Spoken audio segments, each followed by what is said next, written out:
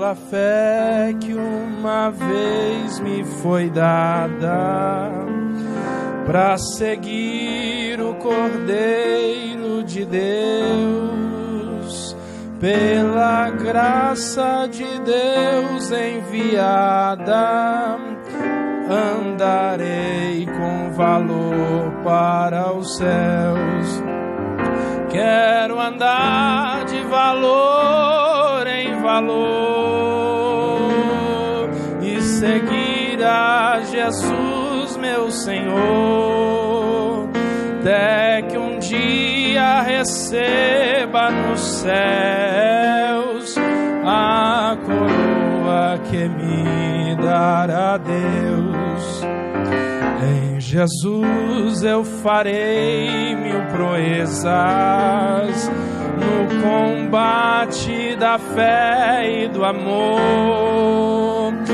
Nele tenho vigor e destreza para lutar e para ser vencedor. Quero andar de valor em valor e seguir a Jesus, meu Senhor, até que um dia receba nos céus a coroa que me dará Deus.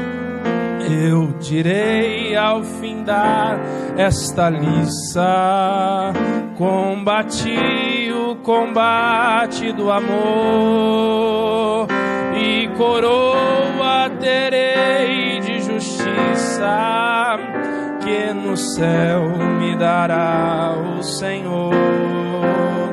Quero andar de valor em valor e seguir a Jesus, meu Senhor, até que um dia receba nos céus a coroa que me dará Deus.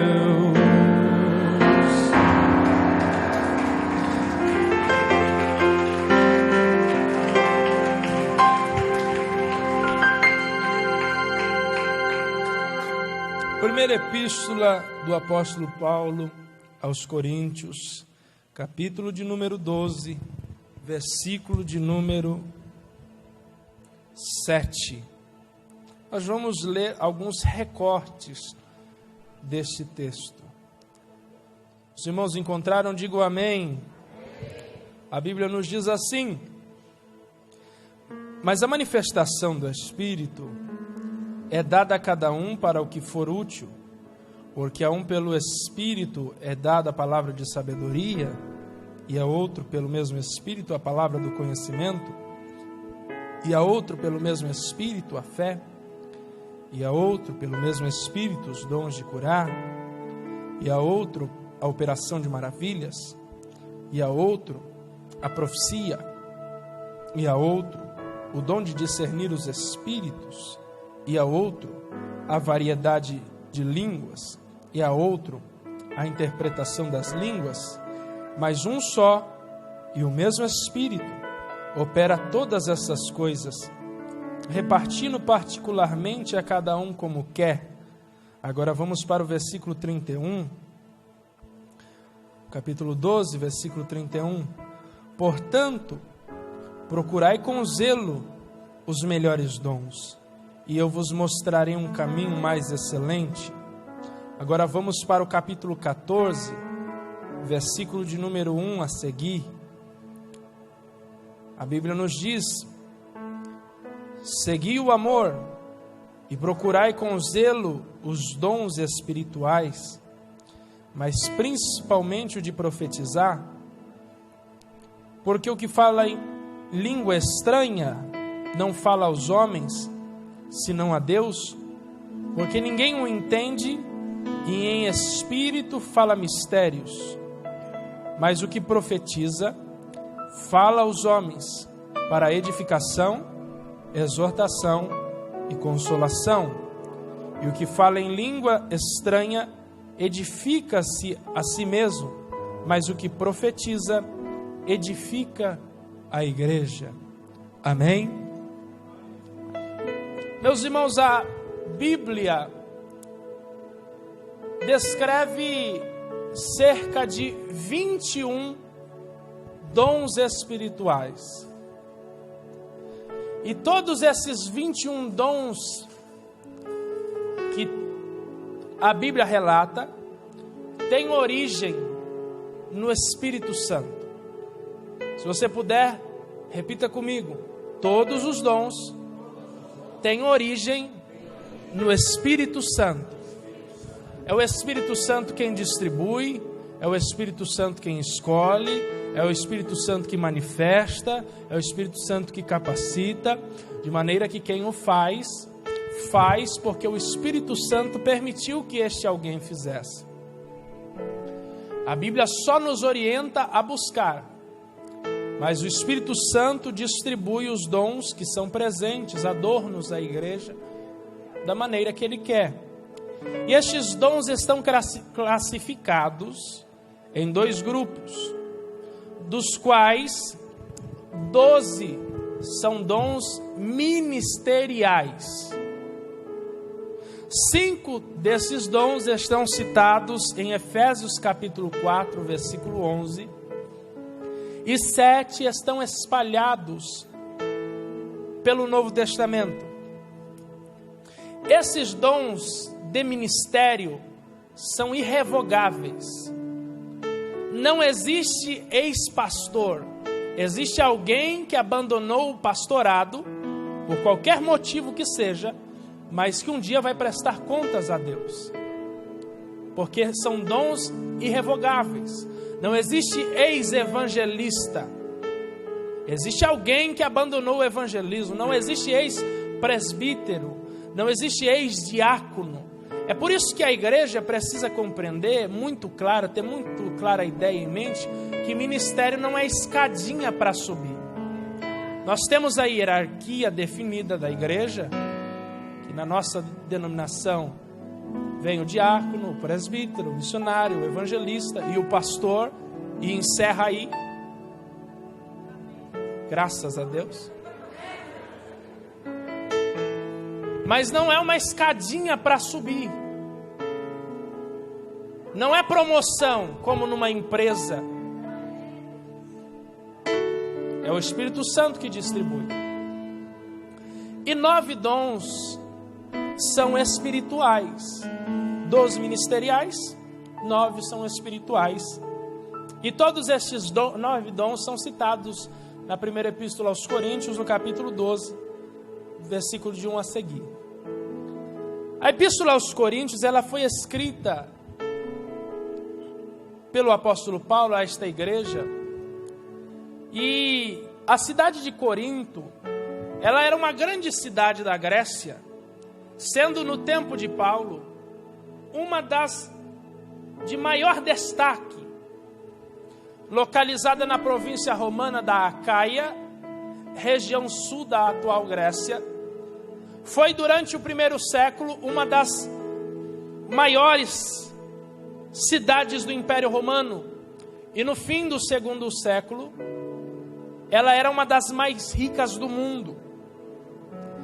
Mas Corinto era uma cidade intelectualmente arrogante, materialmente próspera e moralmente corrupta. E nessa cidade, o apóstolo Paulo estabelece uma igreja pelo tempo em que ele morou lá, de aproximadamente 18 meses. Após 18 meses, ele segue viagem missionária, e após 3 anos da sua saída, o apóstolo Paulo escreve uma carta à igreja de Corinto, pelos erros que haviam sido gerados naquela igreja, e já estavam em uma situação de calamidade. E a primeira epístola aos Coríntios trata dos problemas que uma igreja enfrenta quando os seus membros ainda continuam carnais. Porque a igreja de Corinto é o retrato de uma igreja carnal. E quando a igreja se recusa a amadurecer, naturalmente ela vai enfrentar os mesmos problemas que a igreja de Corinto. E tem uma característica especial, se é que nós podemos chamar de especial na carta aos Coríntios, que ela é a carta do Novo Testamento que mais trata de problemas, que mais destaca problemas, é a carta escrita à igreja de Corinto. E nessa epístola o apóstolo Paulo vai falar sobre divisões e facções na igreja, vai falar sobre a ceia do Senhor, vai falar sobre casamento, divórcio e celibato, vai falar sobre a unidade da igreja, e ele vai falar sobre os dons espirituais, dentre tantos outros assuntos que se destacam na igreja de Corinto. Era uma igreja tão problemática que os dons espirituais viraram motivo de competição na igreja. Eles se levantavam e queriam saber quem falava mais língua estranha, quem profetizava mais. Os dons deixaram de ser instrumento de edificação para ser instrumento de competição na igreja de Corinto. E o apóstolo Paulo vai tratar deste assunto dos dons. E o capítulo 12 é o texto na Bíblia em que mais profundamente se trata sobre os dons espirituais. E é importante, meus irmãos, ressaltar que essa lista não está completa. Os dons espirituais citados em 1 Coríntios, no capítulo 12, não nos mostram uma lista definitiva. Talvez o apóstolo Paulo tenha descrito estes dons, porque foram os dons que a igreja mais recebeu. Mas, por exemplo, estão fora desta lista, e talvez até do Novo Testamento, os dons de visão, o dom de interpretação de sonhos, que são citados no Antigo Testamento. E há uma infinidade de dons que o Espírito Santo manifestou ao longo da história, que não estão relatados aqui. Como pessoas que foram capacitadas pelo Espírito Santo a aprenderem instrumentos musicais sem nunca terem frequentado uma escola de música, isso é dom do Espírito Santo, mas não está aqui. Então é importante ressaltar que esta lista abrange boa parte de dons, mas ela não está completa. E o apóstolo Paulo traz 3 classificações de dons. E nós estamos já há 3, e esta é a 4ª semana em que nós estamos tratando dons espirituais. Na primeira semana o pastor Laércio identificou muito bem a diferença entre o dom do Espírito e o fruto. Na segunda semana e na terceira semana, a pastora Kelly citou os dons de revelação, que são a palavra de sabedoria, a palavra de ciência e discernimento de espírito. Na segunda semana foi citado por ela os dons de poder, o dom da fé, o dom de curar e o dom de operação de maravilhas. E hoje nós vamos falar sobre os dons de elocução, que são os dons de profecia, interpretação de línguas e variedade de línguas. E eu vou pedir ao irmão paciência, porque nós estamos em semanas de ensino. E talvez não seja aquela mensagem para sair sapateando pela igreja, mas alguma coisa nós vamos aprender aqui. Então eu preciso que o irmão tenha paciência comigo.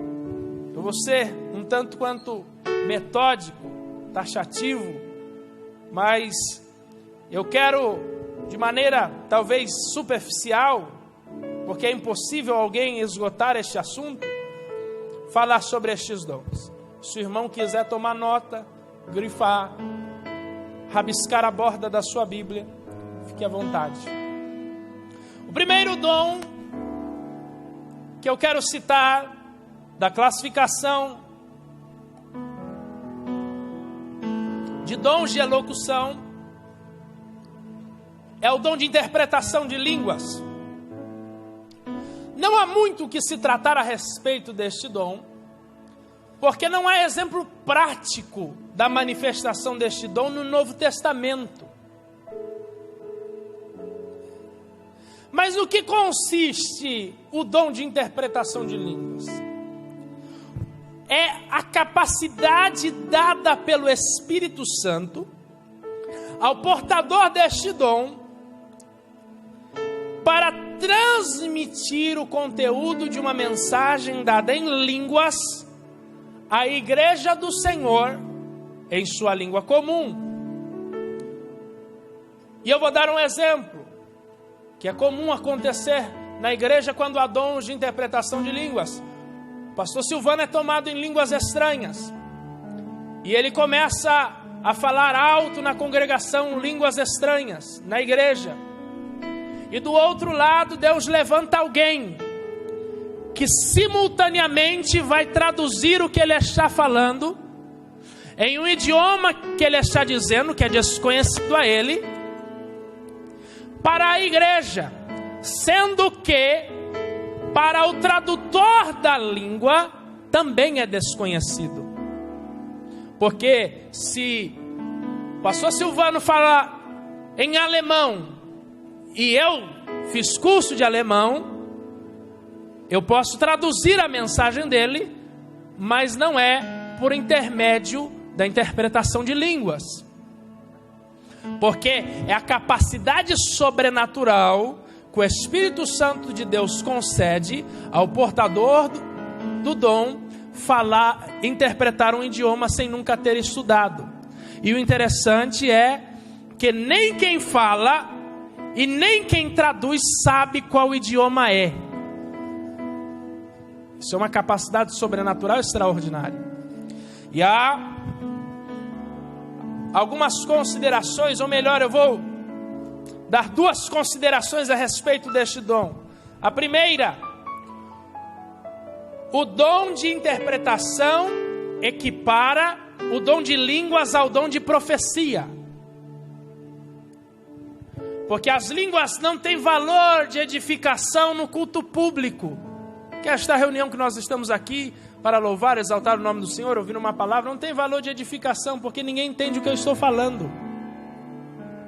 Mas quando Deus levanta um intérprete, as línguas que eu falo deixam de apenas ser línguas e passam a ser profecia e mensagem para a igreja. Então o dom de interpretação de línguas equipara, nivela, iguala o dom de línguas estranhas ao dom de profecia. E aí eles passam a ter o mesmo valor de edificação para a igreja. E o que eu acho interessante é que é um dom de unidade, porque a profecia eu entrego sozinho, mas a interpretação de línguas faz com que a igreja dependa um do outro. No caso em que Deus levanta alguém para falar e alguém para interpretar. A segunda consideração é que o intérprete pode ser tanto uma outra pessoa quanto a própria pessoa que está falando em línguas estranhas. Porque o apóstolo Paulo diz em 1 Coríntios capítulo 14, versículo 13, que quem ora em línguas, ore para que também interprete. Então eu posso falar em línguas, e se o Espírito Santo me capacitar, eu posso interpretar as línguas que eu mesmo estou dizendo. Isso é capacidade que o Espírito Santo traz. Segundo dom. O primeiro da classificação de dons de elocução é a interpretação de línguas. O segundo, profecia. O dom da profecia trata-se de uma capacitação que o Espírito Santo dá ao crente em Cristo para transmitir sob o impulso do Espírito Santo uma mensagem ou uma revelação diretamente de Deus a igreja de forma coletiva ou individual. Isso é o dom de profecia. Agora, há algumas considerações a serem feitas a respeito deste dom. Primeira consideração a respeito do dom de profecia. A profecia aqui não se trata de um sermão previamente preparado, como pregam algumas correntes teológicas, que alguns falam que profecia aqui é pregação, é mensagem, é ensino, no sentido de preparar algo sistematicamente. É pregação, é ensino, mas é diretamente inspirada pelo Espírito Santo. A palavra profecia, aqui no capítulo 12, versículo 10, vem do grego profeteia, que significa profetizar ou predição, e faz referência às revelações proféticas ou orientações do Espírito dadas à igreja, do Espírito Santo, no singular, dadas à igreja por intermédio de alguém. Isso é profecia. Então não confunda essa ideia que algumas correntes teológicas pregam, dizendo que é um sermão preparado, esboçado. Não é isso. É uma revelação direta do Espírito Santo a quem vai entregar. Segundo, profetizar, tanto no Antigo quanto no Novo Testamento, não é primariamente predizer o futuro, mas proclamar a vontade de Deus ao povo. É através da profecia que Deus, de forma direta e reta, entrega a sua vontade, a postura que o povo precisa tomar diante das situações. Terceiro, e aqui vai pegar um pouco, o dom de profecia manifesta-se segundo a vontade de Deus. É Ele quem manifesta quem e quando Ele quer. E aqui que a gente é pego algumas vezes. Por quê?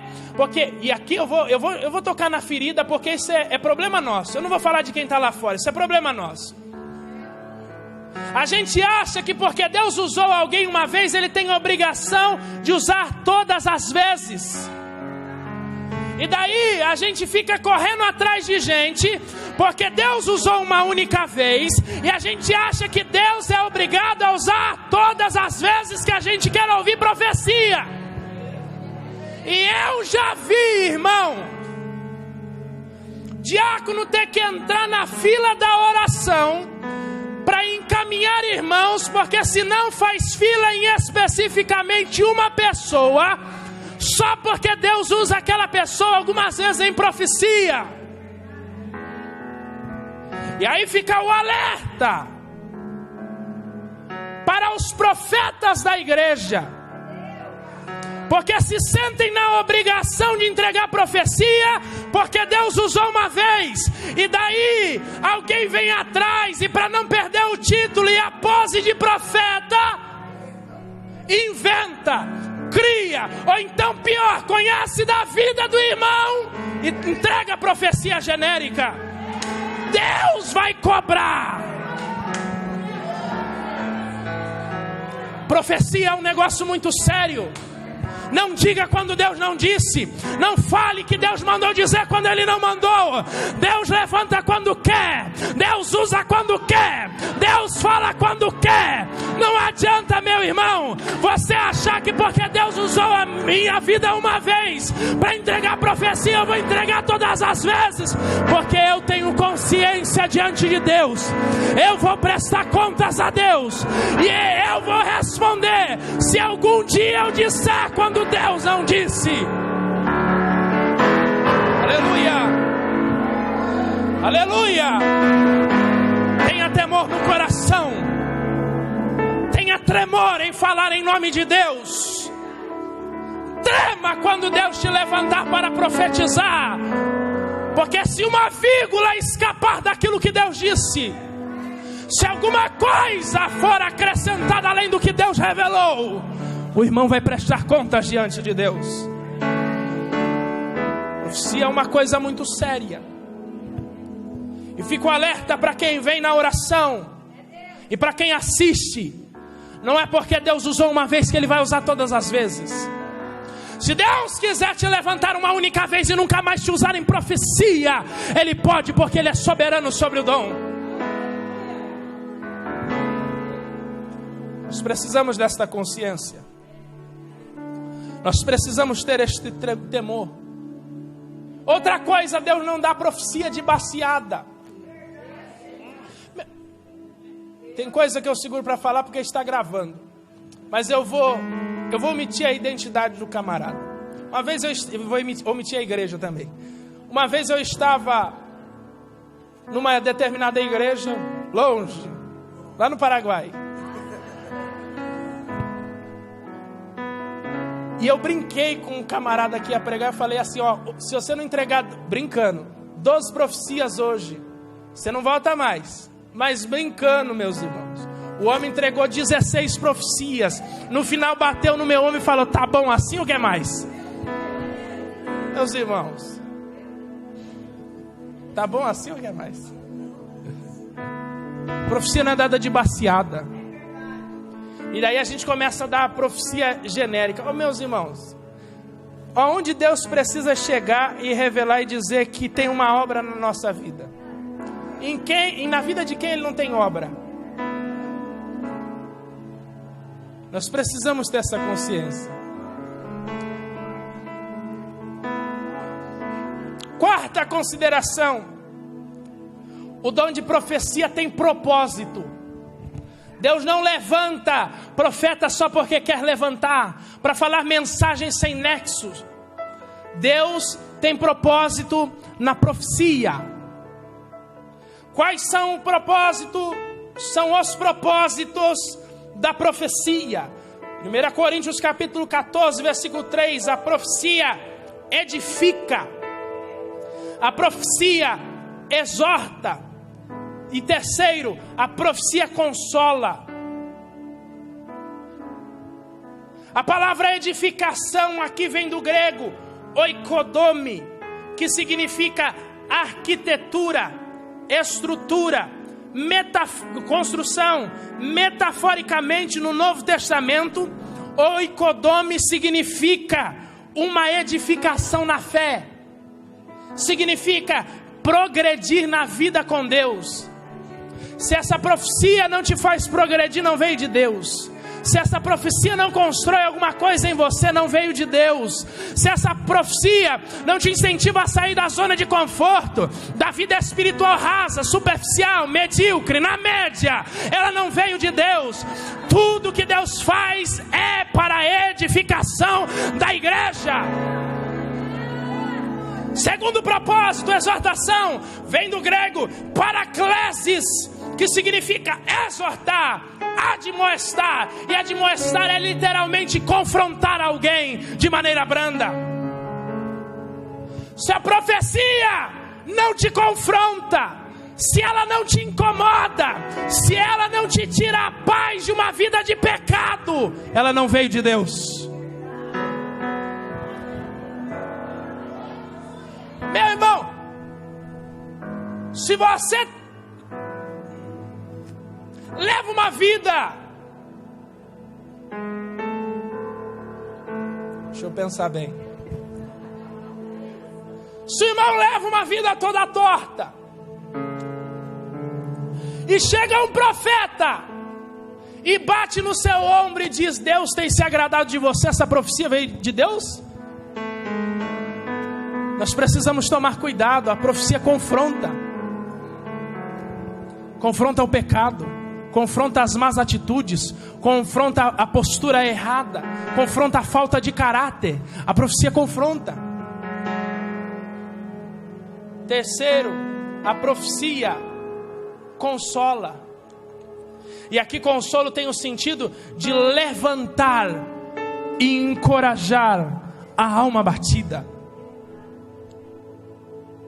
E aqui eu vejo a riqueza da misericórdia de Deus, que às vezes a gente entra destruído na igreja, mas Deus levanta alguém para dizer essas simples palavras: eu estou contigo, eu não abandonei o barco. E aí você renova suas forças, você se levanta, porque a profecia tem o objetivo de levantar a alma abatida. Agora, pelo amor de Deus, aonde a exortação, consolo e edificação em dizer que Deus me revelou que é pecado mascar chiclete? Aonde, pelo amor de Deus, exorta, edifica, consola, fala que a Coca-Cola é do diabo? Que Deus revelou que você tem que pegar uma vassoura e varrer a sua casa para expulsar o mal de lá? Pelo amor de Deus, meus irmãos, tem coisa que é brincar com a nossa inteligência, tem coisa que é tirar sarro do nosso raciocínio, do nosso intelecto. Pelo amor de Deus, tem coisa que a gente não precisa de discernimento espiritual para saber que não é de Deus, não. Tem coisa que é só pensar. A profecia precisa ter um desses 3 pilares: ou consola, ou exorta, ou edifica. O que passar disso, amassa e joga fora. O que passar disso, recusa. O que passar disso, repreende. O que passar disso, rejeita. Porque por falta dessa consciência, tem profeta, se é que eu posso chamar de profeta, fazendo de altar palco de circo para entreter uma igreja que não pensa. Nós precisamos ter essa consciência. A profecia tem objetivo, a profecia tem alvo, a profecia tem rumo, a profecia tem direção.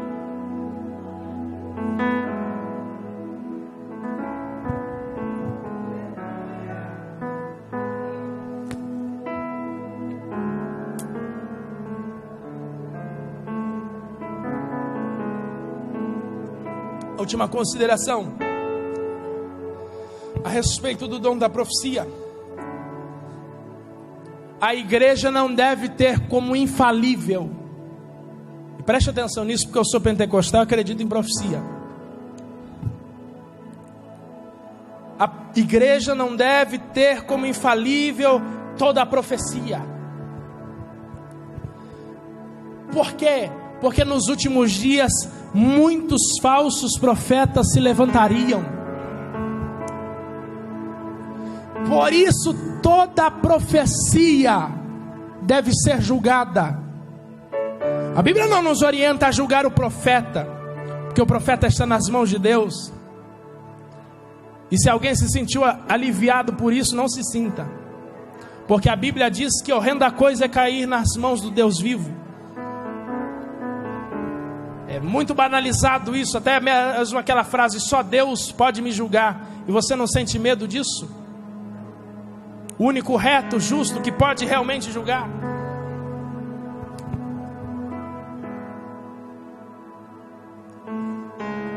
Toda profecia deve ser analisada, não na sua forma de transmissão, não na sua eloquência, não se o profeta falou em língua estranha, porque tem gente que acredita, meu Deus, se não estivesse gravando, tem gente que acredita que é só o profeta chegar, bater o pé e falar: eis que te digo, que é profecia. Isso não é avaliar a profecia, isso não é julgar a profecia, isso não é critério de avaliação.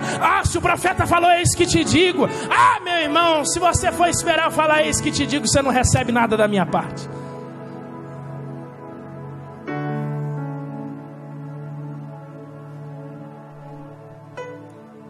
Nós precisamos julgar a profecia quanto à sua autenticidade, a sua origem.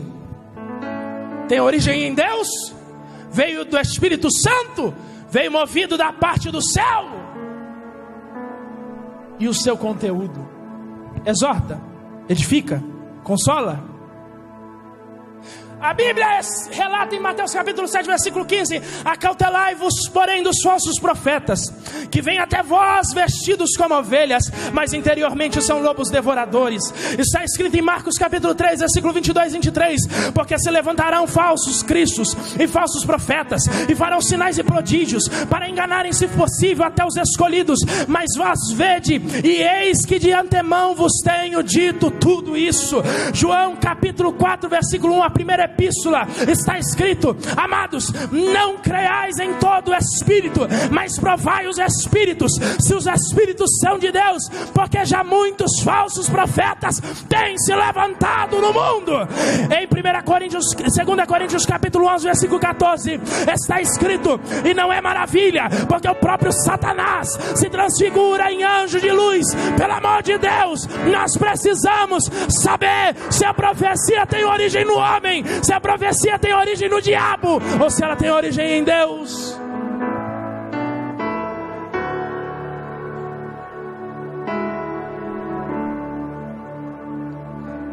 E aí entra um dom que não está na minha lista, mas foi citado aqui ao longo das semanas: discernimento de espírito. Meus irmãos, a falta de discernimento do espírito pode dobrar toda uma igreja. Eu ouvi um testemunho esses dias de um pastor que foi pregar numa determinada cidade. E nessa determinada cidade ele pregou. E o pastor da igreja onde ele pregou o convidou para ir na casa de uma irmã que foi líder do círculo de oração da igreja. E foi muito usada em profecia. E ela era conhecida na cidade. E ela estava doente e não havia quem curasse aquela enfermidade. Eles fizeram campanha de oração, de jejum, subiram ao monte, desceram o monte. Todo pregador que vinha naquela igreja, eles levavam à casa daquela irmã para orar. E o pastor falou: tudo bem, vamos lá.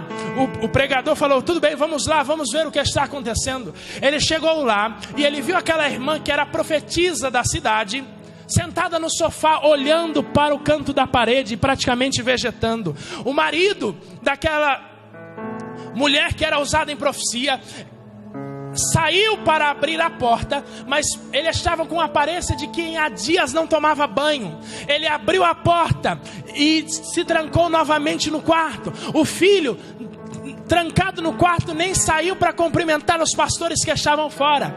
E aquele pastor orou, e aquele pregador orou, e nada aconteceu. E o pastor da igreja estava conversando com aquele casal, e o pregador que foi convidado saiu e começou a orar. Deus, eu não estou entendendo o que está acontecendo. Aquela mulher era usada pelo Senhor, e a gente ora, a gente clama. Alguém vem aqui sempre para fazer uma oração por ela, profetizam, fazem campanha de oração, de jejum, sobem, descem monte, mas não há quem cure essa mulher. O que está acontecendo? Aí na hora o discernimento de espírito foi ativado pelo Espírito Santo, e aquele pastor ouviu do Espírito Santo, aquele pregador ouviu do Espírito Santo, que aquela mulher nunca havia sido usada por Deus.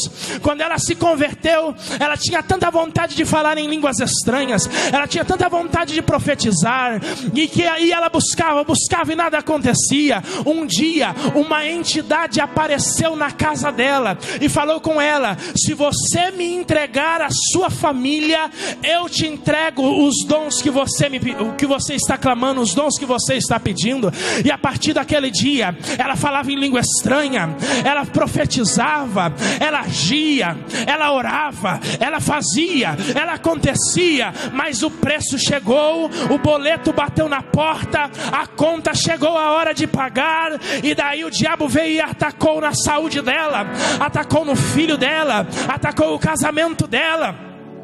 E aquele pastor ouviu, aquele pregador ouviu o Espírito Santo e entrou, e o pastor da igreja ainda estava conversando com a mulher, e aquele pregador olhou para a mulher e falou: você nunca foi usada pelo Espírito Santo, e aqui está o problema. E aí ela contou e confirmou aquilo que o Espírito Santo tinha dito ao pastor. E quando ela ouvia daquele pregador que ela precisava se consertar com Deus, lágrimas corriam no rosto dela. E toda uma igreja foi enganada por anos a fio, ouvindo línguas e profecia, porque ninguém julgou a profecia que aquela mulher estava liberando sobre a igreja. Nós precisamos avaliar a profecia.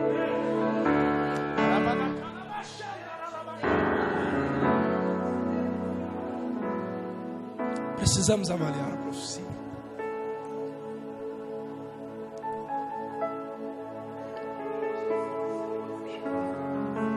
Terceiro, o dom de variedade de línguas.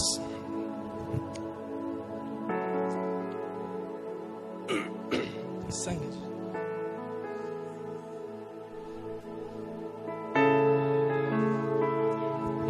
O dom de línguas é a capacidade dada pelo Espírito Santo, concedida ao indivíduo, para falar em outro idioma, que ele nunca estudou de forma sobrenatural. E há algumas considerações que nós devemos fazer a respeito deste dom.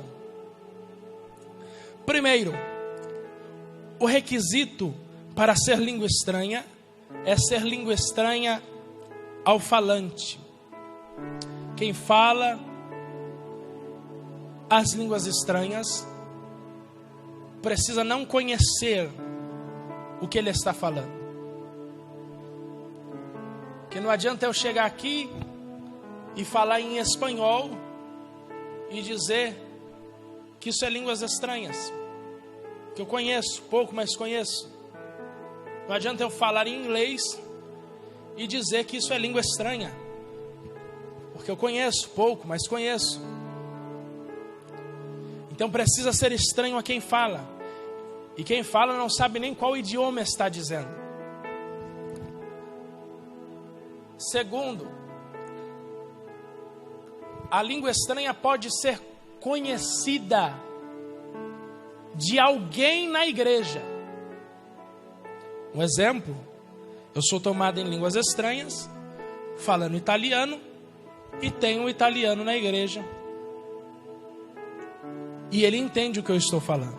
Há um tempo atrás eu ouvi um testemunho de uma igreja em que um rapaz entrou num curso da faculdade de línguas mortas, e o professor era ateu, e ele debochava muito do dom de línguas estranhas. Falava que era só balbuciar, falar palavras aleatórias, isso era língua estranha. Professor ateu. E aquele jovem começou a convidar, a bater na tecla, e a postura daquele jovem começou a encantar aquele professor. E aí um dia, sem avisar, o professor decidiu aparecer na igreja. E o professor era fluente em uma língua morta chamada siríaco antigo. Enquanto ele entrou no templo, houve um momento do mover. Isso vai ser comum no nosso meio, em que todos começaram a falar em línguas. E no meio das línguas ele viu um jovem que estava falando em siríaco antigo. E depois da mensagem, aquele professor correu para a frente do púlpito para aceitar Jesus. Porque enquanto estava no mover das línguas estranhas, ele ouviu o jovem em siríaco antigo dizer: aceite Jesus para morar no céu. Aceite Jesus para morar no céu. Se arrependa e aceite Jesus para morar no céu. E aquele homem achou aquilo tão extraordinário que correu para a frente do púlpito dizendo: eu quero aceitar esse Jesus. Eu quero aceitar esse Jesus que capacita crente para falar lá em línguas que nem mesmo existem mais. Línguas mortas que foram esquecidas, que move sobrenaturalmente a igreja. As línguas podem ter este objetivo. Terceiro, as línguas têm objetivo evangelístico. Havia um pastor de saudosa memória da Casa da Bênção, o missionário Paulo Roberto Rezende. Eu tive a alegria de o conhecer, ouvir o testemunho de conversão dele. E ele disse que um determinado tempo foi pregar na Rússia, e ele queria pregar em público, numa praça, e o tradutor não quis. Ele falou: não, nós não podemos fazer isso daqui. E o tradutor recuou. E aquele pastor olhou e falou assim: se você não vai, vou eu. E aí ele falou: e você vai como? Eu não sei, mas eu vou. E aí aquele tradutor seguiu ele, mas se recusou a traduzir. E o pastor Paulo Roberto Rezende começou a falar em línguas. E enquanto ele falava em línguas, uma multidão começou a cercar ele. E o tradutor, o intérprete, começou a ficar assustado. E quando ele terminou, pessoas estavam de joelhos chorando. E aquele tradutor olhou para ele e disse: por que você não me disse que falava russo? E o pastor falou: eu não falo, quem me capacitou foi o Espírito Santo. Porque as línguas têm propósito evangelístico. Quarto, as línguas têm objetivo de edificação da igreja, quando somadas à interpretação. Quando eu interpreto línguas, as línguas têm objetivo de edificação da igreja. E aí, não é pegar no pé, mas é por isso que não faz sentido, meus irmãos. É lógico que nós falamos conforme o Espírito nos concede. Eu ficar meia hora gritando em línguas aqui, se o irmão não entende o que eu estou falando. E aí é onde Paulo vai dizer: eu prefiro falar uma palavra ou 5 palavras no meu idioma, que a igreja possa compreender. E aí eu não lembro a hipérbole que ele usa, se é 1000, se é 500, sei lá quantas palavras, em línguas estranhas. Porque não tem valor de edificação para a igreja se não houver intérprete.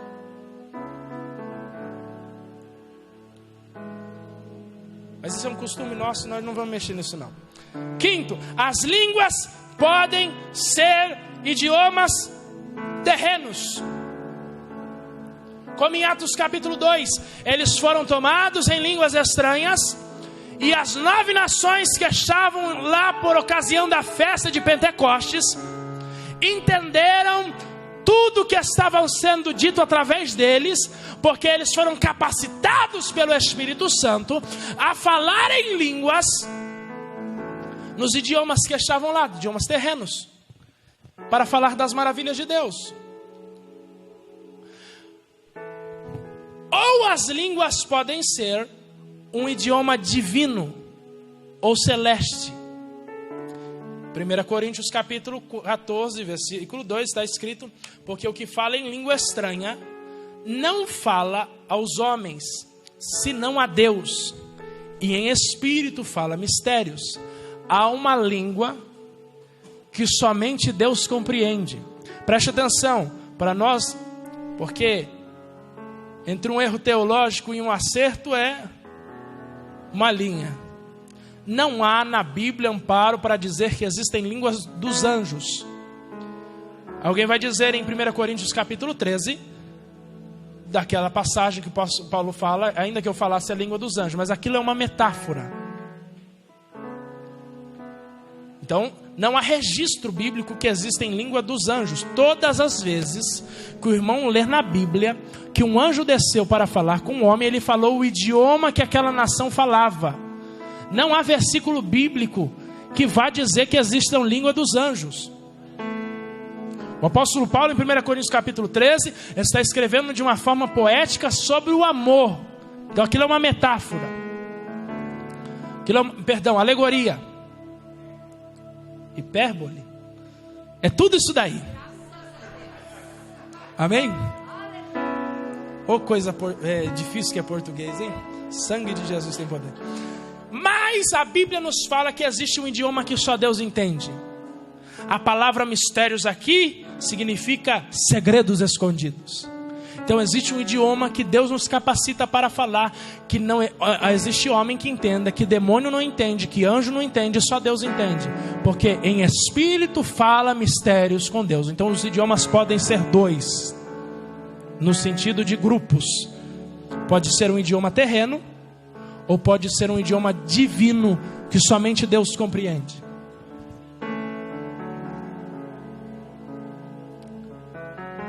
E as línguas podem ser fraudadas ou imitadas.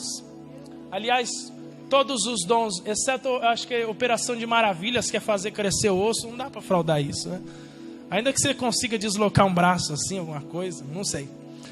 Não sei, a gente não pode duvidar da criatividade do diabo, não. Então todos os dons podem ser fraudados. Por quê? Porque a língua é composta de fonemas.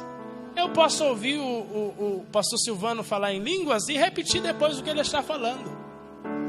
Eu posso frequentar inúmeras igrejas, pegar as línguas que mais se falam e falar para que ninguém desconfie. Se eu for numa igreja que não tem discernimento de espírito e pregar e falar estas línguas, o povo ainda vai acreditar e dar glória a Deus. Ainda mais se eu falar um pouquinho mais alto, porque a igreja, nossa, esse é um costume terrível. É só o pregador gritar que a igreja vem dando glória. A gente dá glória porque compreendeu a mensagem, não porque o pregador aumentou a voz. A gente precisa criar essa cultura, porque aí a gente tem por avivado o pregador que grita. E aí chega um pregador mais calmo aqui, entrega uma mensagem de Deus e a gente não sente a presença de Deus, a gente não e fica porque ele simplesmente não gritou. A gente tem que mudar essa cultura. Mas não vamos tocar nesse assunto agora não. Então elas podem ser imitadas. Sétimo, as línguas têm o objetivo de edificação pessoal. Meus irmãos, falar em línguas é algo extraordinário. É algo extraordinário. É algo extraordinário.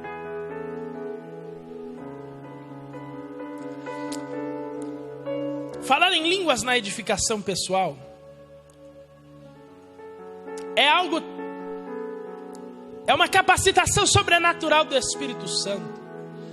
É um nível acima de comunhão na oração. Se há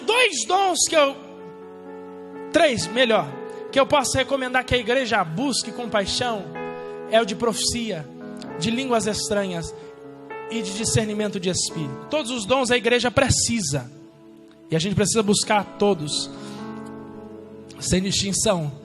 Mas as línguas estranhas são coisa extraordinária da parte de Deus, porque falar em línguas é ter o próprio Espírito Santo conduzindo a sua oração. Entenda, meus irmãos, não é ter o dom de línguas para dobrar o joelho, chegar na igreja já falando em línguas e mostrar que fala em línguas e é batizado com o Espírito Santo. Falar em línguas é chegar a um ponto da comunhão com Deus, em que o próprio Espírito Santo identifica necessidades dentro de você, que no seu intelecto e raciocínio você não vai conseguir expor em oração diante de Deus, que no seu idioma materno você não vai conseguir chegar às palavras. Então o Espírito Santo te observando na oração, toma os seus lábios em línguas estranhas e diz: a partir de agora quem conduz sou eu. A partir de agora quem leva a oração sou eu. A partir de agora quem conduz o seu devocional sou eu. E ele começa a tomar os seus lábios, e na medida que você ora em línguas, você sente o Espírito te renovando, você sente a glória de Deus vindo sobre você, você sente o Espírito de Deus te levantando, te consolando, te reanimando, te reabastecendo. Isso é falar em línguas. Quem fala em línguas não fala aos homens, senão a Deus, e em espírito fala mistérios. A palavra espírito aqui vem do grego pneuma, que significa corrente de ar, golpe de vento, respirar, soprar. E a ideia aqui é espírito mesmo. Mas se nós pudermos conjecturar esta palavra, falar em línguas, é estar tão próximo de Deus, a ponto de Deus sentir o seu hálito, e você sentir o hálito de Deus. A palavra mistério significa aqui literalmente segredo. Falar em línguas, meus irmãos, é ser capacitado pelo Espírito Santo ao seu próprio Espírito, conduzido pelo Espírito Santo, falar segredos da tua alma a Deus em oração. Isso é falar em línguas, isso é falar em mistério com Deus, é chegar a um ponto de comunhão, é chegar a um ponto de intimidade, aonde o Espírito Santo fala assim: não, Você está tão próximo de mim que agora quem conduz a sua oração sou eu. Há coisas que você precisa pedir, que o seu raciocínio não vai alcançar, mas eu quero que você viva, eu quero que você experimente. Então quem conduz a sua oração sou eu. Aramana.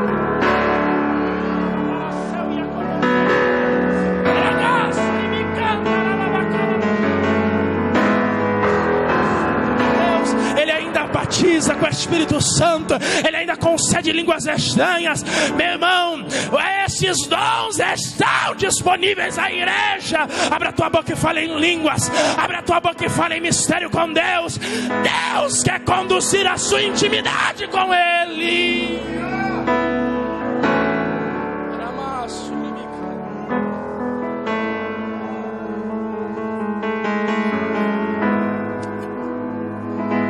Nós vamos encerrar, meus irmãos, que eu provavelmente vou extrapolar o horário. Batismo no Espírito Santo. Não estão na classificação dos 9 dons, mas eu quero falar rapidamente. Batismo com o Espírito Santo, eu já citei sobre isso. A Bíblia diz, está escrito em Atos capítulo 1, versículo 5. João batizou com água, mas vós sereis batizados no Espírito Santo não muito depois desses dias. Eu falei numa mensagem isso aqui ano passado, não sei se alguém lembra, mas se alguém lembra é só digitar no YouTube Lições da Ascensão, no canal da igreja, e eu falo sobre isso. Jesus está estabelecendo um paralelo. Qual que é o cenário do batismo do João? Tem o candidato do batismo, tem o batizador, que é o ministro, esse é o batismo nas águas, e tem o ambiente do batismo, as águas. E por que Jesus faz esse paralelo? Porque o batismo do Espírito Santo funciona da mesma forma. Tem 3 itens. O candidato do batismo, quem é? Toda a igreja. Toda a igreja precisa buscar o batismo no Espírito Santo. Meu irmão, alguns anos atrás nós tínhamos um norte. Nós vínhamos, confessávamos que Jesus era Salvador, descíamos as águas do batismo depois de um longo discipulado, e depois do batismo nas águas, isso quando não acontecia antes, a gente buscava com fervor o batismo no Espírito Santo. E hoje, meus irmãos, que isso é uma vergonha, obreiro na igreja que não é batizado no Espírito Santo e quer servir de exemplo para a congregação, como? Se não consegue nem ter disciplina na busca do dom pessoal. Nós precisamos do batismo no Espírito Santo. E qual é o cenário? Tem um batizador, quem? Jesus. Tem o candidato, toda a igreja. E qual é o ambiente do batismo? O Espírito Santo. O que é ser batizado no Espírito Santo? É ser pego por Jesus e mergulhado no Espírito Santo de Deus. Isso é ser batizado no Espírito Santo. É ser submergido no poder, é receber uma infusão de poder, é ser encharcado de poder, é receber a glória do Espírito Santo encharcando a tua vida. E qual, pelo amor de Deus, é a evidência externa do batismo no Espírito Santo? Falar em línguas. Eu sei que sou batizado no Espírito Santo porque eu falei em línguas. Esse é o mecanismo que Deus estabeleceu. Há muitas igrejas pregando por aí, não precisa falar em línguas não. O batismo vem de outro jeito. É só sentir um arrepio assim, uma tremedeira, um chilique, alguma coisa assim, e você recebeu o batismo do Espírito Santo. O sinal das línguas são a evidência externa que Jesus batizou, para que você não viva uma vida acreditando que foi batizado no Espírito Santo e na verdade você recebeu uma fraude. O sinal do batismo no Espírito Santo é as línguas estranhas. Pelo menos uma vez na vida o irmão precisa falar em línguas estranhas, porque esse é o sinal externo do batismo no Espírito Santo. Mas aonde está na Bíblia? A Bíblia dá 3 relatos do batismo no Espírito Santo. 3. A Bíblia registra: e todos foram marcados pelas línguas estranhas. Atos capítulo 2, versículo 1 e 4. E cumprindo-se o dia de Pentecostes, estavam todos concordemente no mesmo lugar. E de repente veio um som, como de um vento veemente e impetuoso, e encheu toda a casa em que estavam assentados. E foram vistos por eles línguas repartidas como que de fogo, os quais pousaram sobre cada um deles. E todos foram cheios do Espírito Santo, e começaram a falar em outras línguas, conforme o Espírito Santo lhes concedia que falassem. Atos capítulo 10, versículo 44 a 47, está escrito: e dizendo Pedro ainda essas palavras, caiu o Espírito Santo sobre os que ouviam a palavra. E os fiéis que eram da circuncisão, todos quantos tinham vindo com Pedro, maravilhavam-se de que o dom do Espírito Santo se derramasse sobre os gentios, porque ouviam falar em línguas e magnificar a Deus. Respondeu então Pedro: pode alguém porventura recusar a água para que não sejam batizados estes, que também receberam como nós o Espírito Santo? Atos capítulo 19, versículo de 1 a 6, está escrito: e sucedeu que, enquanto Apolo estava em Corinto, Paulo, tendo passado por todas as regiões superiores, chegou a Éfeso, e chegando ali, alguns discípulos disse-lhes: recebestes vós já o Espírito Santo quando crestes? E olha o absurdo que eles dizem. Eles disseram: nós nem ainda ouvimos que haja Espírito Santo. Perguntou-lhes: então, em que sois batizados? E eles disseram: nos batismo de João. Mas Paulo disse: certamente João batizou com batismo de arrependimento, dizendo ao povo que cresce no que após dele havia de vir, isto é, em Jesus Cristo. E os que ouviram foram batizados em nome do Senhor, e impondo-lhe as mãos, veio sobre eles o Espírito Santo, e falavam em línguas e profetizavam. Nós precisamos do batismo do Espírito Santo. Abra a tua boca e fale em línguas.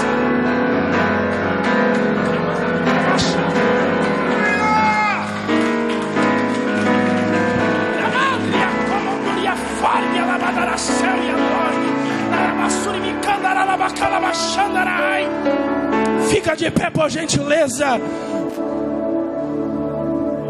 Fica de pé, fica de pé, fica de pé, fica de pé. Nós vamos buscar batismo aqui essa manhã. Nós vamos buscar dom do Espírito Santo. Preste atenção. Você apaga as luzes. Quem tá? Apaga as luzes. Obrigado. Quem não recebeu o batismo no Espírito Santo, pelo amor de Deus, olha para mim aqui. Está disponível para você, meu amigo. Está disponível para você, minha filha. Está disponível. Nós precisamos buscar. Nós precisamos mergulhar. Nós precisamos, meu irmão. Eu quero lhe convidar, a você que não recebeu o batismo no Espírito Santo, a colocar a mão sobre o seu coração. Os pastores estão aqui. Coloque a mão sobre o seu coração. Jesus batiza no Espírito Santo. Sem medo, sem acanhamento. Põe a mão sobre o coração, porque Jesus batiza no Espírito Santo. E fecha os seus olhos, e em oração comece a exaltar o nome do Senhor. Eu não sei se você vai começar a dizer glória, glória, aleluia, sei lá o que você vai dizer. Se você vai dizer que Ele é santo, que Ele é poderoso, mas Jesus batiza em ambiente de adoração. Então eu quero te convidar a fechar os seus olhos, meu irmão. Para de observar a movimentação. Para de observar quem está andando ao seu redor. Os pastores, obreiros, por gentileza, príncipes do Senhor, vejam quem está com a mão sobre o coração e imponham as mãos. A Bíblia diz em Atos capítulo 19 que Paulo impôs as mãos sobre os discípulos de Éfeso e eles receberam o Espírito Santo. Então, nobres companheiros do ministério, nobres pastores, imponham as mãos sobre quem está com a mão sobre o coração, porque Jesus vai começar a batizar com o Espírito Santo. Eu não sei, talvez você já foi batizado com o Espírito Santo, já falou em línguas estranhas, mas há tempo você não sente mais a presença de Deus. Se você quer sentir essa presença da parte de Deus, estenda as suas mãos e comece a clamar: Jesus me renova, Jesus me renova, Jesus me renova, Jesus me renova. Você que já é batizado no Espírito Santo, fala em línguas espirituais, mas quer um dom específico da parte de Deus, põe a mão sobre a sua cabeça e comece a dizer qual é o dom. Talvez é cura, talvez é fé, talvez é milagre, talvez é palavra de sabedoria, talvez é palavra de conhecimento. Para que pôr a mão sobre a cabeça? É só para que os ministros do altar reconheçam quem quer batismo e quem quer dom. Coloque a mão sobre a sua cabeça, você que quer receber dom, e comece a pedir a Deus: Deus, eu quero profetizar. Deus, eu quero variedade de línguas. Deus, eu quero interpretação. Comece a dizer, comece a dizer, comece a dizer.